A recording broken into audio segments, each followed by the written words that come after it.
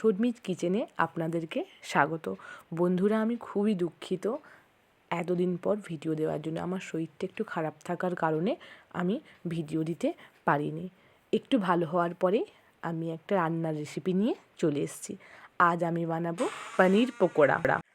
তার জন্য আমি বাড়িতে বানানো পনির নিয়ে নিয়েছি। এবারে ওটাকে আমি কেটে নেব। আপনারা যে যেভাবে চান কাটতে পারেন। আমি লম্বা লম্বা করে পনিরটাকে কেটে নিয়েছি। কাটার পরে আমি একটা প্লেটের মধ্যে পনিরগুলোকে নিয়ে নিয়েছি। এবারে প্রথমেই আমি পনিরগুলোতে দিয়ে দেব লবণ, লঙ্কা গুঁড়ো, জিরে গুঁড়ো আর দিয়ে দেব হলুদ গুঁড়ো। দেওয়া হয়ে গেলে এটাকে আমি একটু মাখিয়ে নেব। মাখানো হয়ে গেছে। এবারে আমি একটা বাটি নিয়ে নেব। এই বাটিটার মধ্যে আমি প্রথমেই দিয়ে দেব 2.5 চামচ বেসন। বেসনটা দেওয়া হয়ে গেলে আমি এর মধ্যে দিয়ে দেব 1 চামচ কর্নফ্লাওয়ার। এরপরে আমি এর মধ্যে দিয়ে দেব লঙ্কা গুঁড়ো, জিরে গুঁড়ো, নুন, হলুদ আর জল দিয়ে এটাকে আমি মাখিয়ে নেব। একটা পাতলা ব্যাটার তৈরি করে নেব। দেখতে পাচ্ছেন ব্যাটারটা আমার মনে হচ্ছে একটু বেশি মোটা হয়ে গেছে, তাই আমি এটাকে আরেকটু জল দিয়ে পাতলা করে নিচ্ছি। ভালোভাবে যত আপনারা ফেটাবেন তত ভালো হবে।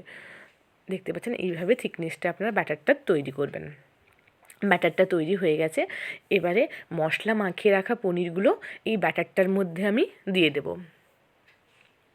দেওয়া হয়ে গেলেই আমি কিছু বিস্কিট গুঁড়ো করে নিয়েছি।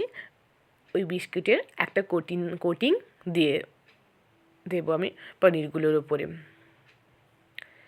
এইভাবে একটা বিস্কিটের কোটিং দিয়ে আমি সবগুলো পনিরকে রেডি করে নেব।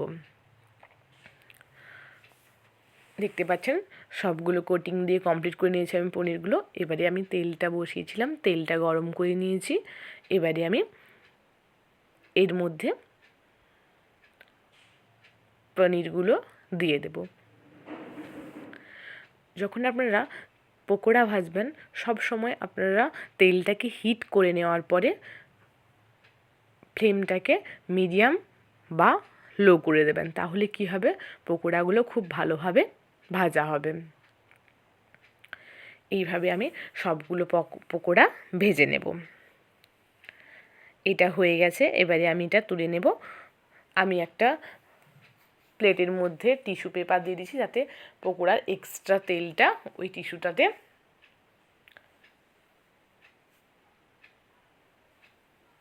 চলে আসে, পকোড়ার মধ্যে না থাকে।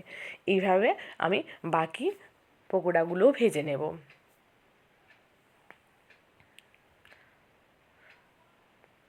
যেহেতু পকোড়া একটু অয়েলি জিনিস, তাই আমি এর মধ্যে টিস্যু পেপার দিয়ে তেলটাকে নিয়ে নিচ্ছি। আপনারা চাইলে টিস্যু পেপার নাও দিতে পারেন।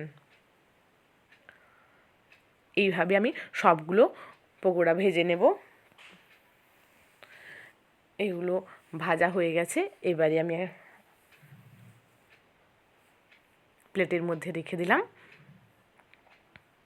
দেখুন এই যে আমাদের সবগুলো পনির পকোড়া ভাজা হয়ে গেছে। এবারে আমরা সার্ভ করে নেব। তার আগে আমি আপনাদেরকে দেখিয়ে দিচ্ছি যে পনিরটা ভেতর থেকে একবারে হয়ে গেছে পকোড়াটা। দেখুন এবারে আমরা এটাকে সার্ভ করে নেব। আমি গ্রিন চাটনির সাথে পনির পকোড়াগুলো সার্ভ করে নিয়েছি। কমপ্লিট পনির পকোড়া।